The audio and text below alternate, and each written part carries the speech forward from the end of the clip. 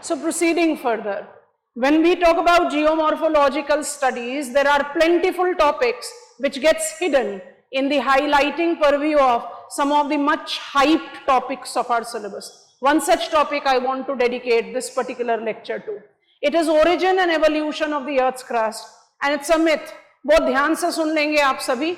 ये myth है कि आपको इसमें सारे के सारे सोलर सिस्टम के जेनेसिस वाले हाइपोथेसिस या कंसेप्ट्स के बारे में बात करना है. It is about origin and evolution of Earth's crust. It's not origin and evolution of Earth. So बहुत बड़ा डिफरेंस है दोनों के बीच में. अल्टीमेटली हमें इसमें, अगर मान लीजिए एग्जामिनर ने हमसे क्वेश्चन पूछा, हमें ओरिजिन और एवोल्यूशन ऑफ अर्थ के बारे में क्वेश्चन अगर मिलता है, तो हमें उसको आंसर को किस तरह से फ्रेम करना है. आई हाइपोथेटिकली बिलीव कि मेरे को क्वेश्चन मिला है explain, discuss origin, evolution of the earth's crust. My answer has to be divided into two. एक लाइन का इंट्रोडक्शन आप जरूर दे सकते हो, that you are talking about in the process of origin of the solar system, development of terrestrial planet, mark the development of planet earth also. इसके आगे नहीं. हमेशा याद रखेंगे, geography is a terrestrial study, it's not celestial study. ये blueprint of the lecture आपके सामने है, जरा ध्यान से देखिए, डिटेल्स अभी आपको बता रहे हैं. My answer must be divided into two, protoplanetary phase and planetary phase. क्योंकि जब आप प्रोटोप्लैनेटरी फेज की बात करते हो, then you are talking about planet Earth in the molten state, and in that molten state you have to talk about bombardment and T Tauri winds. When we take reference of bombardments and Titori winds, what exactly happened? Let us try to understand it like this. When the planet Earth was molten, the molten protoplanet Earth, so I am talking about protoplanet, so you have to take that point very clearly. Protoplanet had the molten surface, and in this molten surface, the continuous bombardment of the extraterrestrial material in the formation process resulted into, जैसे आप इस image में बहुत आराम से देख रहे हो, there is the continuous bombardment of this in the molten surface of the earth, and I hope this image is giving you the clarity that it is the splashing effect that I can notice out here. So what exactly is happening? My surface of the earth is molten. There is continuous bombardment of the extraterrestrial material. What it facilitated two things. Number one, it added to the size of the protoplanet, so I put it in the bubble. And number two, it maintained high temperature, thus molten characteristics. So you have to understand that in the protoplanet phase, you had these two outcomes of the consistent bombardment that was taking place. अच्छा, ये समझ में आ गया कि bombardment facilitated two things. It added to the size of planet Earth and resulted into maintenance of high temperature. अब protoplanet phase में जब part B के बारे में लिखें, तो आपको क्या लिखना पड़ेगा? Role of Titori winds. Titori winds को आप normally thermal Tory winds भी बोलते हैं, and they are synonymous to solar flare activity. Solar flare activity is denoted to be the time when a star is generating and emitting excessive high amount of heat energy. उसकी वजह से क्या हो गया? उसकी वजह से there was the generation of blowing away. There was the complete blowing away of all the possible planetesimal which could have subsequently bombarded on the surface of the earth. Blowing away की वजह से there was easing of bombardment by default. अब easing of bombardment हो जाएगा, तो you will be easily taking up the reference of beginning of cooling process. ये वाला step हम मिस करते हैं, and then we believe कि मुझे पूरा मार्क्स मिलेंगे. तो कैसे मिल पाएंगे? आपसे पूछा गया origin and evolution of earth's crust, तो उसका स्टेप 1 तो आना ही चाहिए ना, उसको आप कैसे मिस आउट करोगे? तो जब आपने कूलिंग प्रोसेस एंड सॉलिडिफिकेशन की शुरुआत की, then you mark the beginning of planetary phase.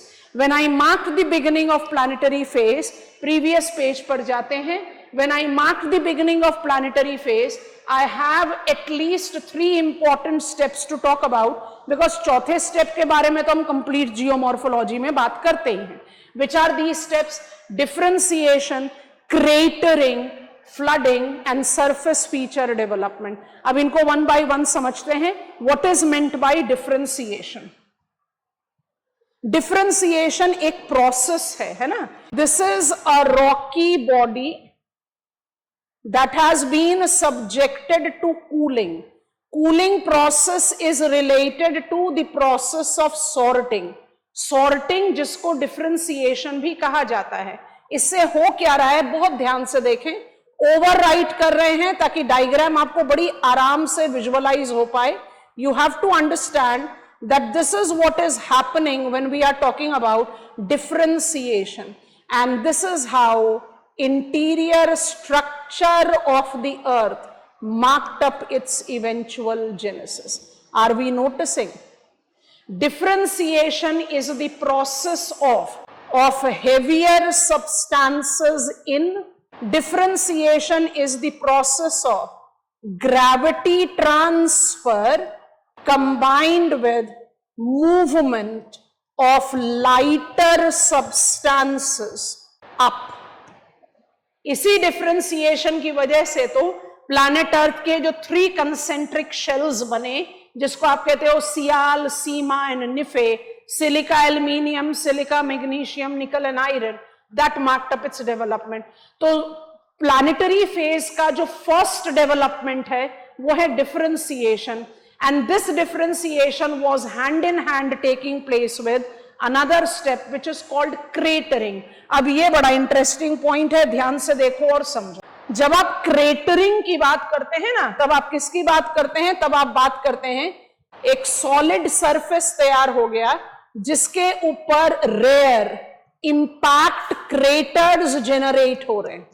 अच्छा, अब इंपैक्ट क्रेटर्स से आपका मतलब क्या है? Impact craters can be correlated with meteoroid, asteroids या कॉमेट बम्बार्डमेंट्स. ये किसी भी तरीके से हो सकता है. You can take that into reference, है ना. कॉमेट बम्बार्डमेंट, इन तीनों में से किसी की वजह से भी जब लगातार सरफेस सॉलिडिफाई हो गया, अब इसमें अगर इनकी बम्बार्डमेंट होगी तो there will be the development of impact crater. जरा ध्यान से देखें इस इमेज को. Please try to make sense with this image. You will understand what exactly it is showing. It is showing a depression on the face of the earth, जिसको आप associate कर सकते हो pseudo volcanic features से.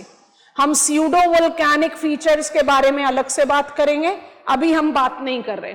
जो ये impact craters होते हैं, they basically facilitated the passage for magma to come out.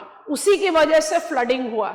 Surface of the अर्थ में एंडोजेनेटिक एंड एक्सोजेनेटिक फोर्सेस का इतना कॉम्बिनेशन रहता है कि impact craters eventually wear down हो गए, मॉडिफाई हो गए. बट फिर भी हम कुछ इंपैक्ट क्रेटर्स के बारे में बात कर सकते हैं. Like for example, if I have to specify, we take Amguid. इसको कंसिडर किया जाता है largest impact crater. Its is found in Algeria. और हमारे कंट्री में अभी रामसर लिस्ट में इंक्लूडेड है. Lonar lake is a very good example, जो ये ग्लोबली इतना बड़ा में नहीं आता, बट हमारे कंट्री के हिसाब से एक important example. So when I talk about impact craters, जब आप क्रेटरिंग की बात करते हो तो आप इसको बम्बार्डमेंट से रिलेट कर सकते हैं, बट इन्फ्लुएंस सेम नहीं होगा, क्योंकि bombardment was when the surface of the earth was molten, और क्रेटरिंग हो रहा है जब surface of the earth solidify हो गया. So there is a difference between it. When I talk about this bombardment which created cratering, है ना, जो इंपैक्ट क्रेटर्स बने आपके, जो हमने आपको इमेज में समझाने की कोशिश करी, this resulted into the creation of the passage from where magma could eject out. The impact crater facilitated flooding. Flooding is nothing but volcanism. Volcanism पर अलग से बात करेंगे.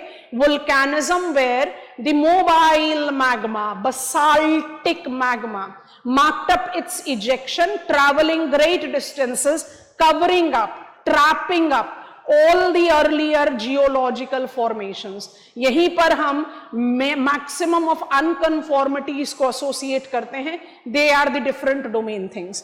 जब ये तीनों चीजें plus these two you have written, you have created your answer on a perfect case, but फिर भी written it as star mark point. When the differentiation, actually it is going on even now. When the cratering, it is going on even now because it's rare, but it is there. We can have impact crater even today. And when the flooding was going on, there was also the genesis of surface features development, and that is back to square one. When I talk about surface features development, where you have to actually stop with this particular answer, surface features development is equal to, and I am quoting Gilbert, and when I am quoting Gilbert, it is dynamic equilibrium of endogenic and exogenic forces. यहां पर आप अपने answer को conclude कर सकते हैं. If it is a 10 marker question, 15 marker है तो थोड़ा सा और बढ़ा सकते हो. एंडोजेनेटिक को आप अजोइक से शुरुआत कर दो और एक्सोजेनेटिक इंपैक्ट को उसके साथ एसोसिएट कर दो. This is how you create the content when it comes on to the answer writing. अब जब आप origin and evolution of Earth's crust के बारे में लिखें, समझें, पढ़ें, तो थोड़ा सा इसको अपने स्टडी में जरूर रखेंगे. This definitely gives you a complete comprehensive perspective to this topic, which is largely hidden. That is it from my side for today. Happy learning. Bye-bye.